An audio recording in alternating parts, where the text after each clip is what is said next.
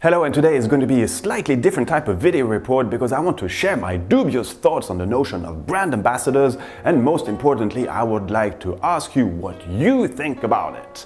And the reason why I'm doing so is because I recently received two brand ambassador announcements, press releases from two very different brands almost on the very same day, and this triggered something since it's been a long time that I've been questioning myself on the efficiency of such endeavors. And I'm not saying that it's totally useless, far from that, but what makes a good brand ambassador policy compared to more debatable choices? So coming on these two examples, the first one concerns David Beckham, the famous English ex-footballer who over the years achieved of making his face and name a hot business commodity despite having stopped his sports career quite a while ago. So David Beckham has now become the face of Tudor as they want him to personify their new slogan, "Born to Dare." Personally, I have to admit that this amuses me more than anything else because Mr. Beckham looks like a nice, polite guy with his high-pitched voice, quite like the guy, but he can put all the tattoos he wants on what remains available on his body and try to look as mean as possible in these various photos, but for me it just doesn't work. It's not because you ride a Harley Davidson that you're a Hell's Angel, and in a city like Geneva where 90% of the people riding Harleys are bankers, well, you see what I mean. Furthermore, David Beckham has or still is associated with so many other brands, which makes him simply a nice walking billboard, so nothing too exclusive in this endorsement. And the cherry on the cake is that he used to be a Breitling ambassador just before this. And Tudor didn't just exchange movements in a very clever move that saw Breitling use the recently developed Tudor 3-hander caliber, and Tudor used the Breitling chrono movement. So anyhow, Tudor over the last few years had slightly emancipated themselves from its mother company, Rolex, and had come with some pretty cool products, neat looking watches, vintagey inspired, but good quality and very fairly priced. And this is the main point for this video, because I have to admit that I was not far away from purchasing the new Black Bay S&G seen at Baselworld this year. But now, well, sorry, no thank you.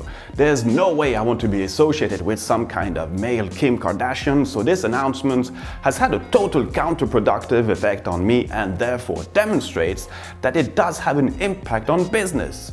A negative one in my case, but then it can have a positive one for others, maybe. With the second example that I will shortly talk about, there are a few parallels, but we are definitely not in the same dimension.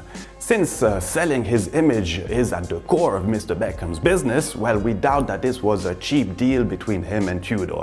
And Tudor are leveraging this as much as possible, going all in with a big web campaign, numerous ads in international magazines, even TV ads, etc. So this means that this was really well thought of, and Tudor believes that it will have a positive outcome in terms of business for the brand. Okay, well, it didn't work for me, but then my profile is probably not their prime target. Regarding the second example, we're still in the world of football, but this time with an active and successful football player, as HYT, the brand which introduced a very original way of reading time with a fluidic display, well, they've announced almost on that very same day as Tudor that Antoine Griezmann, a French football player, has become their brand ambassador.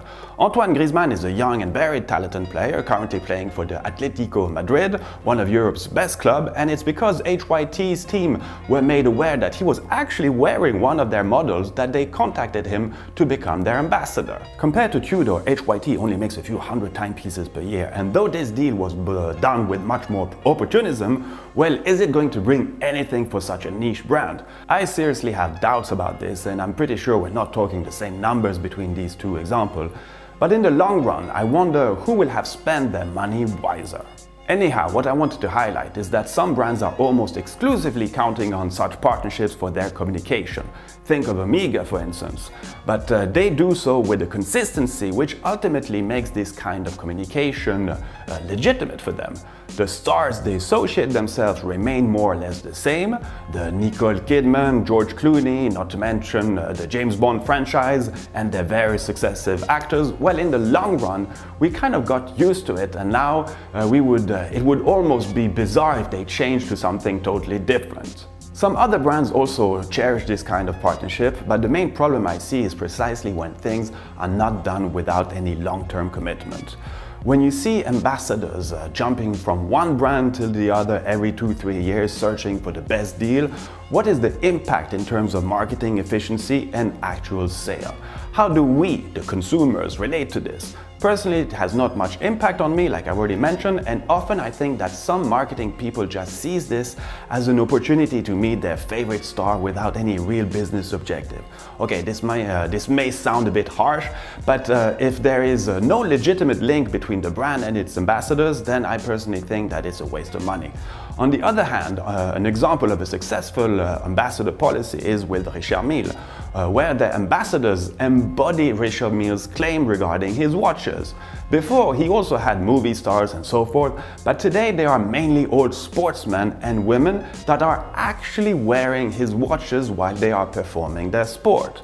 The best and most illustrious example of this is naturally with Rafa Nadal, that brought an amazing spotlight on the Extreme RM27 Tourbillon series of watches and still does. But you can think of Felipe Massa in his Formula 1 car, Bubba Watson and golf and so on. So obviously no football players there, since they wouldn't be able to wear their watch during a game. Again, some kind of consistency there. On a different level, when I see Tag Heuer still using the iconic image of Steve McQueen wearing his Heuer Monaco on his in his racing suit, I still think it kind of looks cool, and it does have a little effect on me. Longines campaigned with Audrey Hepburn still works, because both these examples make you think of something different. It tries and succeeds in maintaining some kind of link between the past and today, which can be reassuring sometimes, and something seen with all these new vintage watches seen almost everywhere over the last couple of years.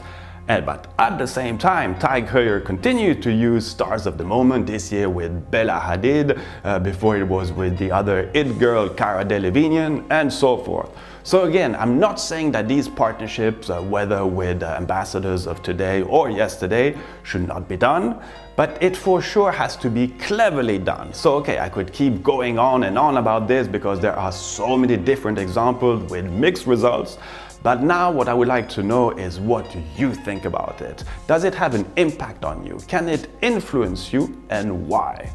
Well, I'm really looking forward reading your comments about this because I'm sure I will learn a lot, and for me, and you've guessed it, but the real star is the watch itself and the people that made it. So all the very best to you, and see you real soon.